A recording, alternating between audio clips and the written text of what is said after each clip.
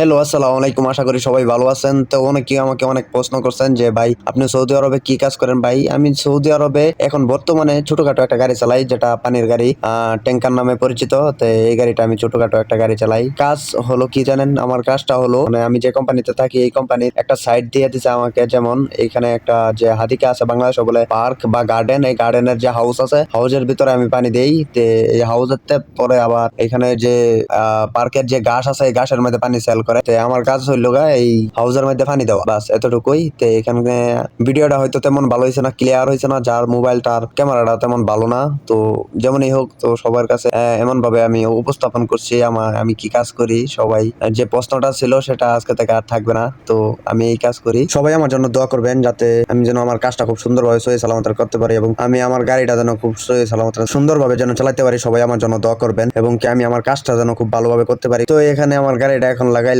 লাগানোর পরে এখন আমার কাজটা হলো কি গাড়ি থেকে নাইমা যাওয়ার পরে আমার কাজটা হলো গাড়ির যে হাউজের যে পাইপটা আছে এটা লাগানি। এই গাড়ি থেকে নামতে গেলে আমার 3 দিন লাগে। গাড়িতে একবার উঠা একবার নামায় আমার লাগে অনেক কষ্টকর হয়ে যা, তবু কি করার, কাজটা করতে হইব। তো এই গাড়ির যে হাউজের পাইপটা এটা গাড়ির সাথে কানেক্ট করে দিলাম। তো গাড়িটা আনলোড করতে হবে। তো এখন কানেক্ট করে দিছি, পানি খালি হইতাছে গাড়ি আস্তে আস্তে। তো এখন আমার কাজটা হলো কি এখানে যে আমি গাড়ি লাগাইছি বা এখানে পানি ঢালতাছি এটার একটা ছবি তুললা অফিসে দিতে হবে হোয়াটসঅ্যাপে। ছবিটাও এমন ভাবে তুলতে হয় লোকেশন সহ, যাতে উঠে টাইম একটা ক্যামেরা আছে এটার দ্বারাতে আমরা ছবি তুলি, যাতে সব লোকেশন এবং কি সবকিছু এই ক্যামেরার ভিতরে আসে।